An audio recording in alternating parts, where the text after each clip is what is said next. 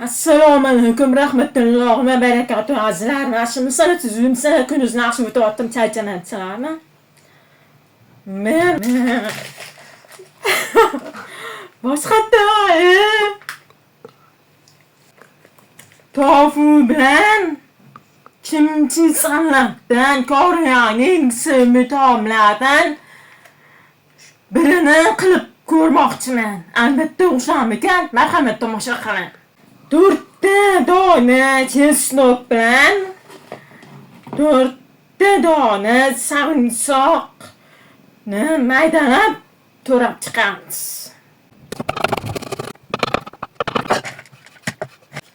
Endi kimchi karam salatni mayda qilib to'rab olamiz. Endi og'irgishimizni tofuni bo'laklarga bo'lib kesib chiqamiz.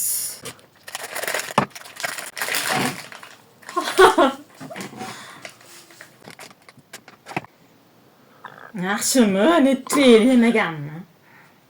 Nima u? Go'shtimizni mayda somocha qilib to'rab chiqamiz. Qizib turgan yog'imizni go'shtni solamiz. Ustiga soya sousi bir osh qoshiq solamiz. Maydalab to'g'ralgan chesnok, sarimsoqni solamiz. Bitta osh qoshiq shirin qarampir bilan tomat pastasini solamiz. Tomatimizni ustiga mayda to'g'ralgan kimchi salatni solamiz. Endi og'irgishimizda bitta choy qoshiq tuz solib suv solamiz. Go'shti pishgandan keyin tofuni solamiz, 5 minutda qaynatib pishirib olamiz.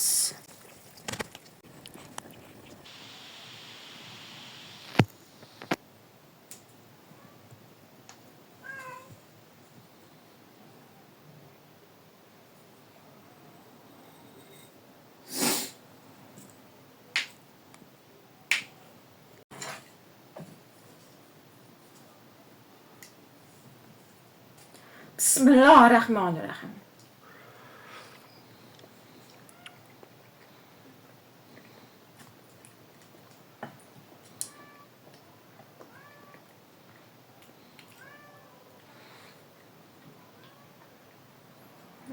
Nazarsiz bırak ya.